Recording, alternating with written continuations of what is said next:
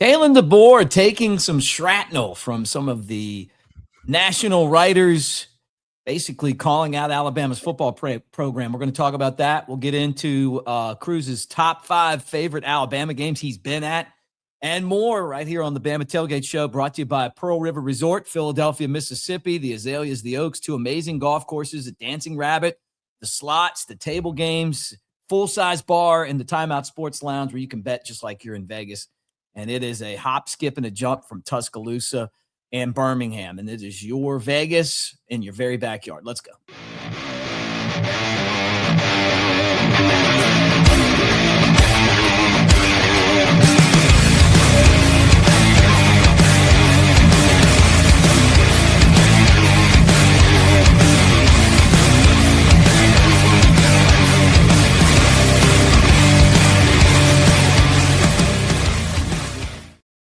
All right, there he is, Cruz, Oxen Rider. I'm Mick Gillespie. Good to see you, Cruz.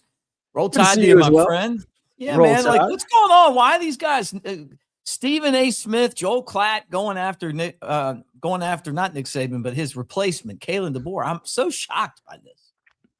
No, I'm not.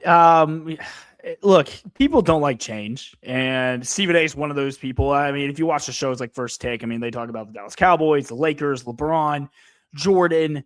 You name it, they talk about it. And Saban used to be one of those topics where it was like, how are you taking the field or are you taking Alabama? It was all, and Stephen A. Smith has been a massive Alabama supporter and fan, especially during the Saban years. But a lot like our fans, he's a little fair weather, and things are a little, tough right now. And I wouldn't even say that they're tough. I mean, we just got done making the playoffs.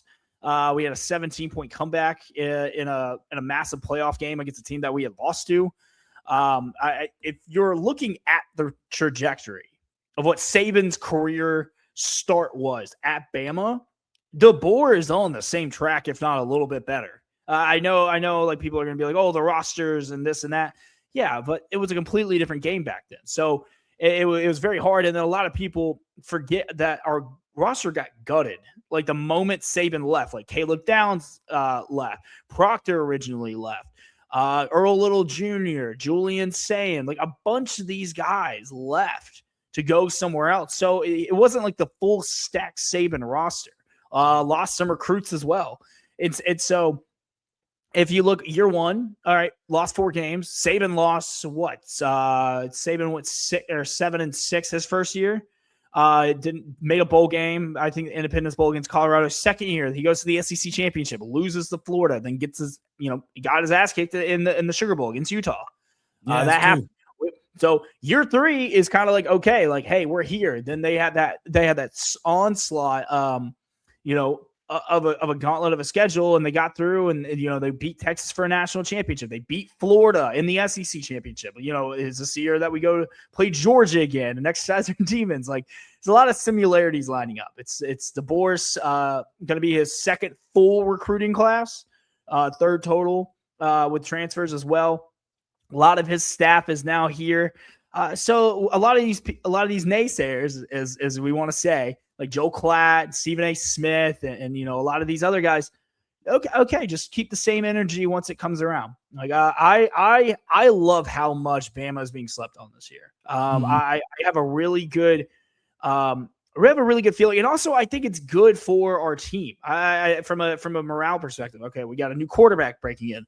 A lot of new starters this year. We lost a lot of starters to the portal and graduation, and I think that this is going to be a fresh, clean start. It's way too early for me to predict, like, are we going to go to a national championship or not? Because I don't know who's going to be starting a quarterback. I don't know the guys that we got bringing in yet, like how they're going to contribute. But I like us being slept on a little bit. It reminds me a lot of 2015, 2009, 2014 even. Like a lot of people were sleeping on us. That a lot of uncertainties and unknown. And I think that's good for this team. Last year, we started off kind of, on a downslide because of losing to Florida State. Year before, DeBoer's first year, we have no idea how we're going to do. Had a hot start and then kind of, barely crossed the finish line at that one. So I understand media members right now being a little cautious. I think it should be said, because we're not the sexy toy coming into this year. We're not Texas and Arch Manning and Cam Coleman and Steve Sarkisian. We're not LSU and Lane Kiffin in the $40 million roster. We're not the defending national champs in Indiana. We're not Ohio State. Hell, we're not even Georgia. But that's okay, because I think this is a culture and a expectation, like realistic expectations reset on this team. So we're going to learn a lot about Bama this year. It's either put up or shut up right now. Yeah. Are we going to finally get back to our ways of being the team that that people hate seeing on their schedules, or are we going to have to start having some conversations that no one really wants to have? And I don't want to have those conversations because I like DeBoer. I think DeBoer can get it done. He got it done at Washington. He got it done almost everywhere else he's been. Yeah, I think he can. I just hope that our fan base can be patient enough to let him bring his vision to life. And I think that kind of starts this year, especially with the hires and the transfers that he's made. And I think now that he's got his quarterback, who, if I have money on it, I think it's going to be Keelon Russell, I have a really good feeling going into this year. Yeah. Do you think that, I mean, like a lot of the people that are criticizing DeBoer and Alabama for hiring DeBoer are looking at all these Saban disciples and wondering, like, why would you not get someone that fit the culture better? Do you think that he's got a culture issue, or do you think that this is just people being overcritical and not paying attention to the successes that he has had? Well, I think it's a cop-out narrative. I think if you look at what Dan Lanning has done at Oregon, I mean, I know that was a guy that a lot of people wanted. But, that's Oregon money. He wanted to build something there. But if you look at Dan, I mean, what has he really done, in Oregon's in the playoffs? He's lost, he's gotten blown out in the second round of the playoffs 2 years in a row by Big Ten opponents. So, I mean, he gets blown out against Indiana, which, hey, happens to the best of us. He got blown out by Ohio State, being undefeated in the Rose Bowl the year before. So, I mean, he has his own trial. I mean, Cignetti, coach of the year, story of the year last year, perfect storm. We'll see if he can continue that success. You look at Kirby Smart. I mean, Kirby Smart was made for Georgia. I mean, he's a Georgia alum, played at Georgia. That was never a realistic opportunity for us. Like, it would have taken everything to get away. Steve Sarkisian, I mean, Texas is a hard job to walk away from just because they just have an endless bank account. Like that, the type of opportunities you get at Texas, as much as I hate saying it, you're not going to get in Tuscaloosa, Alabama. I'm trying to think who else. Lane Kiffin. Me and you both know he's never getting this job. Like, it's not going to happen. It has nothing to do with his talent on the field and as a coach. It's because he left a burnt bridge and a pile of ashes on his way out as Joey Freshwater. And I know that was years ago. And until there's some boosters in the city of Mobile that swallow their pride and say, hey, come on home, or they are no longer with us, he ain't coming back. D'Amico Ryans, it would be like my guy. I want D'Amico Ryans if for whatever reason DeBoer doesn't work out. But why would he leave an NFL job? He's got arguably the best defense in football. And I think he's building something special there. And he's never coached in college, never recruited. He's never been a coordinator in college. He's been strictly NFL. So that could be something. So I think people need to put all that aside and realize that in this world of college football, you can't just you pick and choose who you want as a coach. It doesn't work that way.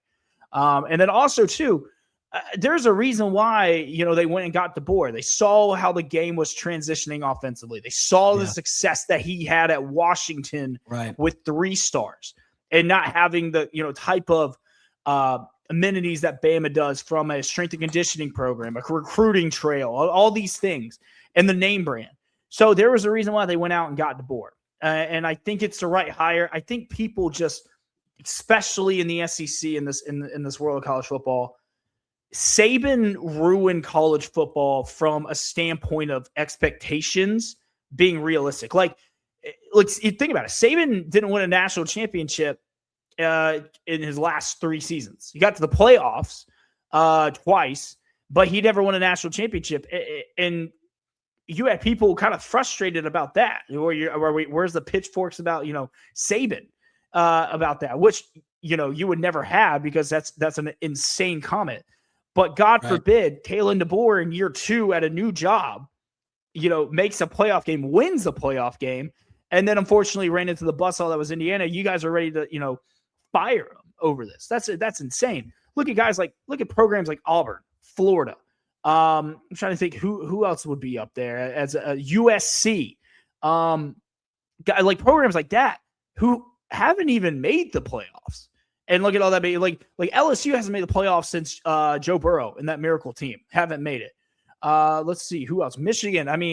They didn't even come close to sniffing it the last couple years. There are a ton of programs that would kill to be in our situation, but Nick Saban spoiled us from a expectation standpoint, and manipulated the landscape of college football, because if you don't make the national championship game, it's a failure of a season.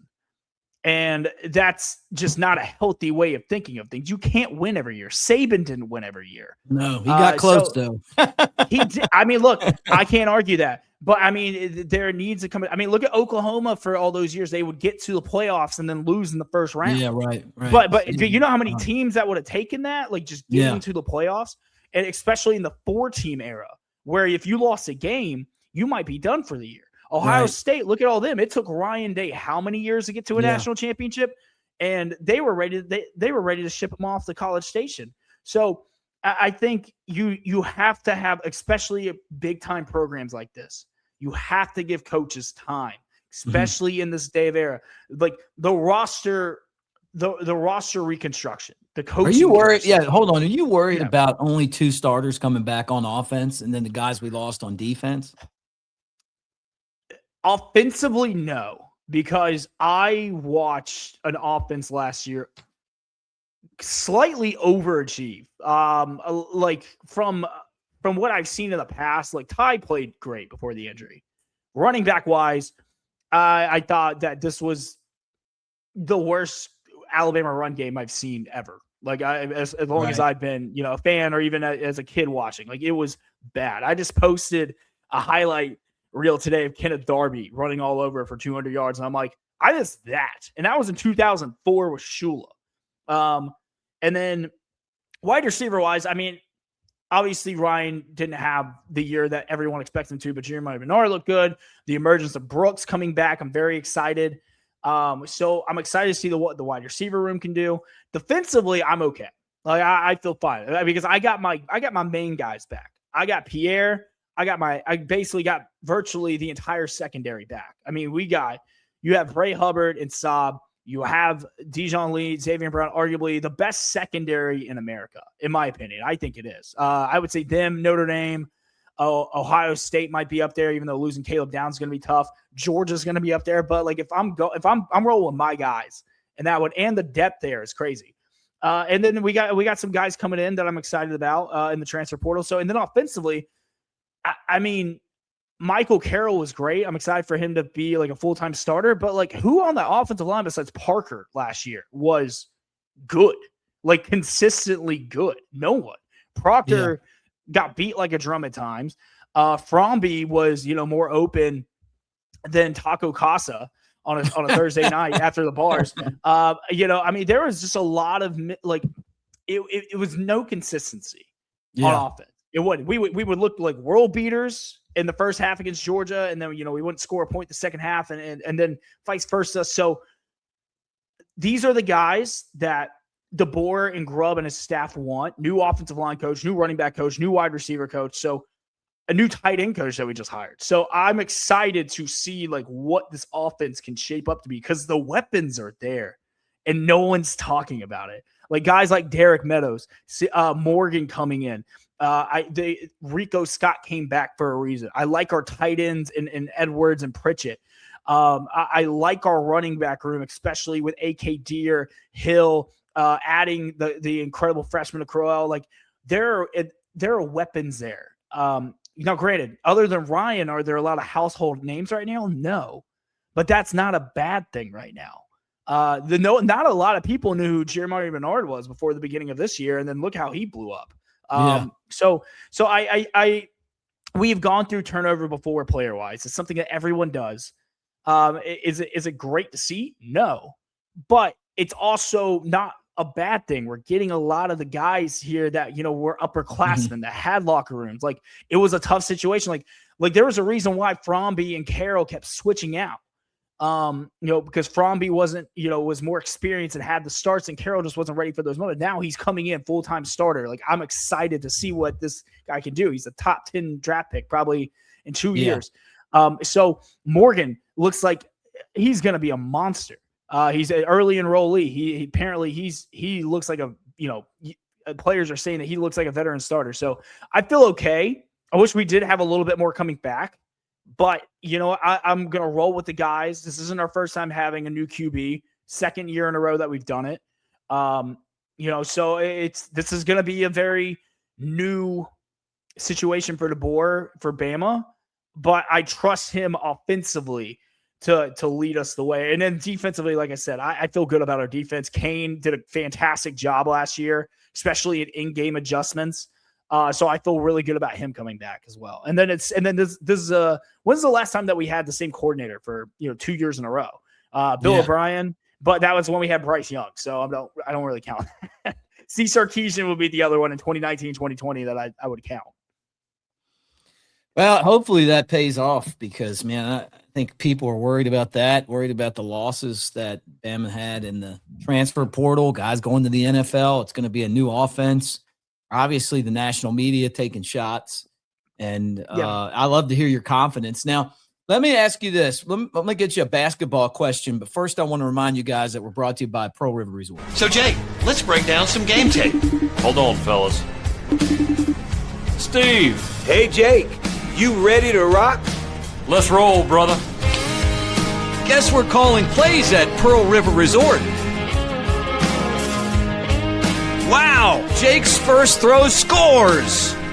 And Steve's got the crowd pumped. Man, they're absolutely rolling. 'Cause I don't have to be me till Monday, Friday, Saturday, Sunday. I ain't gonna face reality. I tell you, Jake's still got game. While Steve keeps rocking aces.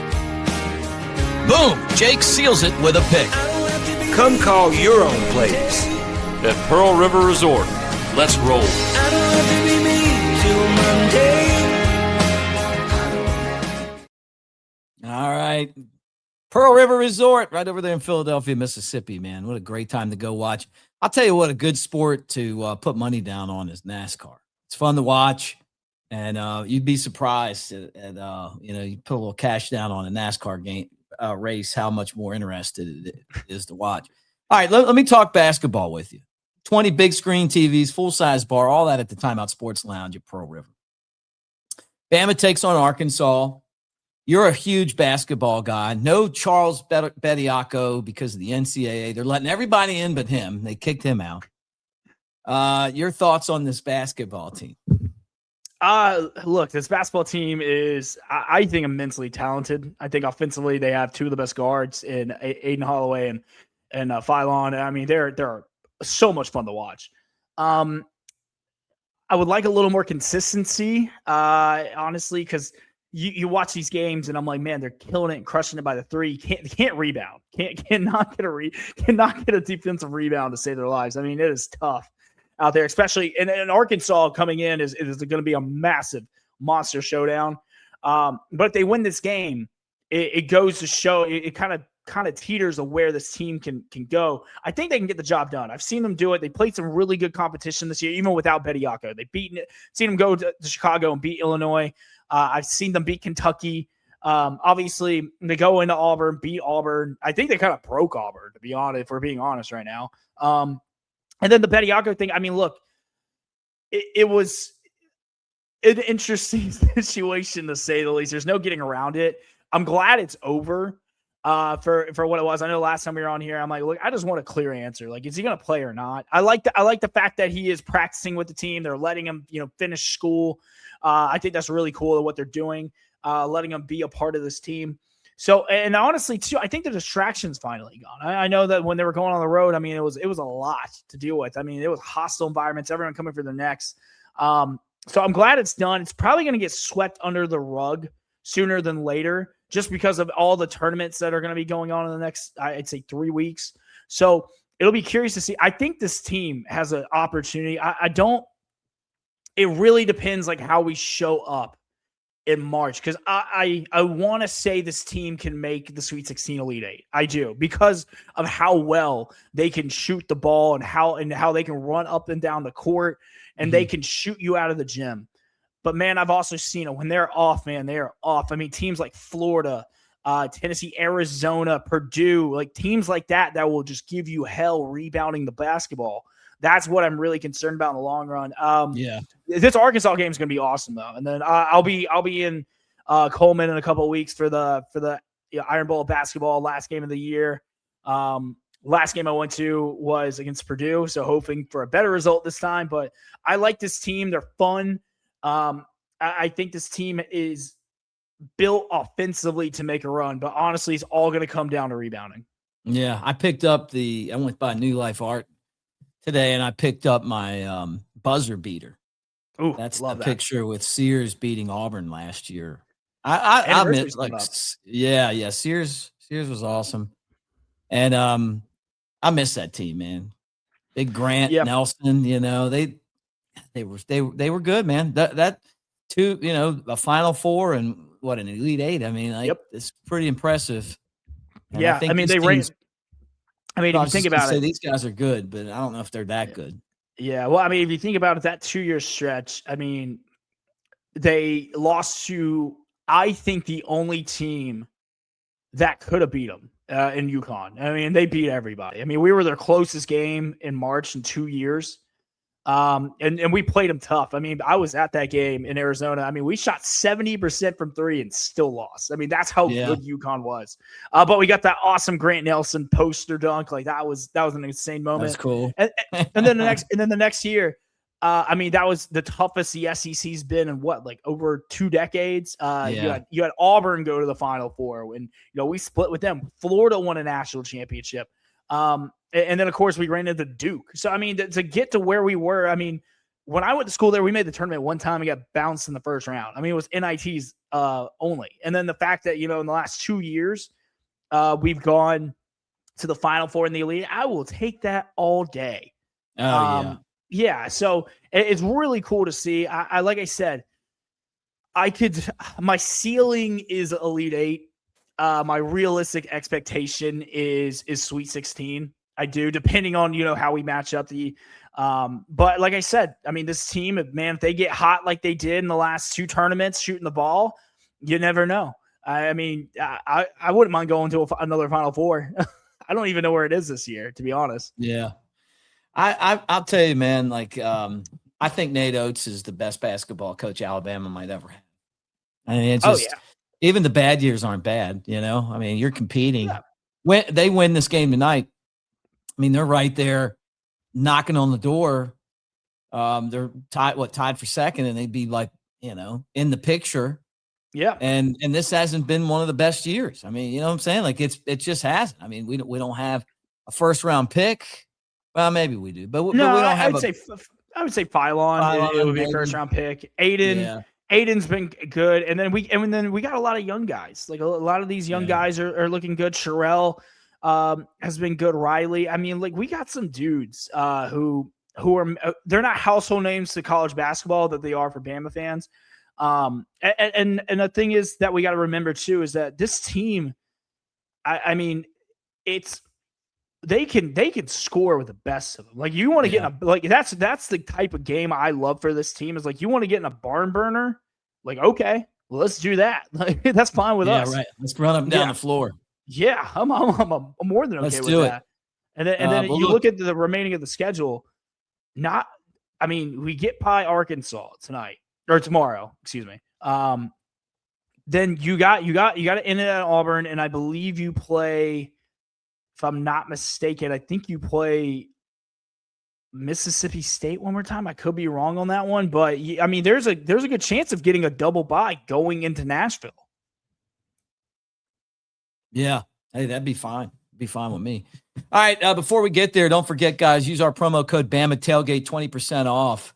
newlifeart.com. I was just there. I saw the crispy screen on canvas. Pretty awesome. I picked up my buzzer beater and talked to Jeff over there for a while. And just really cool spot to go hang out and look at the studio in Hoover, Vestavia, you know where I'm talking about, over there here in Birmingham. All right. Last thing on the show, not least, but last, tell me the top 5 games that you attended Alabama football. All right. I'm gonna go in order. Honorable mention would be the Georgia Bama game this year in Athens, ending the 30-game win streak. That game was incredible to be at. I got to see the crispy screen in person. That was an incredible atmosphere. Number 5, I am gonna go. It's one that doesn't get talked about a lot, but just that day alone was just an epic beatdown. It was A&M Bama 2014, 59-0. It was the Kenny Trill game. A lot of people picked us to lose that game. We had come off a loss against Ole Miss, came in a squeaker against Arkansas by winning by 1 point. A lot of people were picking A&M to win that game. We go in and blink Kenny Thrill. That was an absolute incredible game.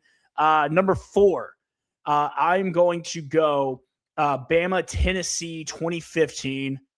These are all games that I attended as a student. So sorry for the non-recency bias. So that game was incredible. That game made or break our season. Came down last. Jake made some incredible throws at the end. Derrick Henry scoring with like a minute left. And then, the strip sack by Ryan Anderson, recovery by Ashawn Robinson. All of our friends. All of our friends. It was an incredible atmosphere. Last time I got to smoke a cigar as a student in Bryant Denny. So that was a memorable one for me. Number 3 is one that I feel like a lot of people kind of sweep under the rug, but from just a loudness standpoint, was incredible. 2013 Alabama LSU, Zach Mettenberger versus AJ McCarron. We escaped Death Valley the year before. They come in. They have Odell Beckham Jr. They have Jarvis Landry. Had some studs. It was a very close game in the first half. They took the lead for a little bit. But, man, that O.J. Howard touchdown, his first touchdown as a Crimson Tide member, as a freshman, rumbling. And then they end the game on 4 straight sacks, registered as a mini earthquake. Absolutely incredible. Number 2 is going to be the Alabama Notre Dame National Championship game in Miami. Absolute slaughter. It was one of those things where that whole day, I've never hated a fan base more than I hated Notre Dame. They were rude, calling us inbreds. We're tailgating in Miami. We're trying to be nice. We know what's going to happen too, but we didn't say anything about it. So we were getting harassed the entire day. Going to the stadium, I get a text message from one of my fraternity brothers saying, "Yeah, they're packing up their RV and they're leaving." It's 21-0 at the end of the first. It was just euphoric. It was awesome. And then number 1, it was.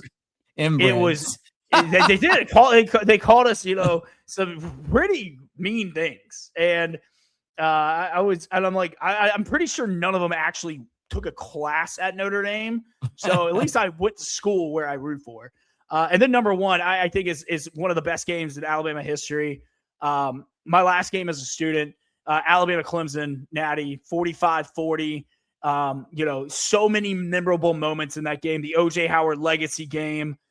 Jake Coker making a crazy throw to Ardarius Stewart, the onside kick, just so many things that happened in that game. The Kenyon Drake kickoff return. Just so many memorable moments in one game. You couldn't sit still. You never felt easy about it. And then to win that game, when a lot of people wrote you off that year after losing to Ole Miss in week 2 or 3, week 2, and then you have to rail off all those games in the SEC, beat everybody when no one gave you a chance, and you beat undefeated Clemson, Deshaun Watson. That's my top 5 games when I attended the University of Alabama. Now, obviously, there's some great ones that I left off. You could have done Bama, Georgia 2 years ago. You had some losses in there like Alabama A&M, 2012 Manziel, or Bama LSU 2019. But I wanted to keep it in ones that I actually went and attended. Yeah, I was at a lot of those, and that great Clemson Bama game is going to be on my list. I can tell you that. I don't know where it has to be. It'll be there, so I'll do mine next time. But yeah, great stuff. Well, Cruz, always good to see you, my friend. And hey, look, we're brought to you by Pearl River Resort, Philadelphia, Mississippi, the Silver Star, Golden Moon Casino, the Timeout Sports Lounge, Vegas-style sportsbook, 20 big screen TVs, full-size bar, all that going on over there. Not a far drive, hour and a half, 2 hours from Tuscaloosa, and 2 and change from Birmingham. But it's March Madness time, and we're going to be over there at some point here soon to talk March Madness. See if we can get Coker to join us.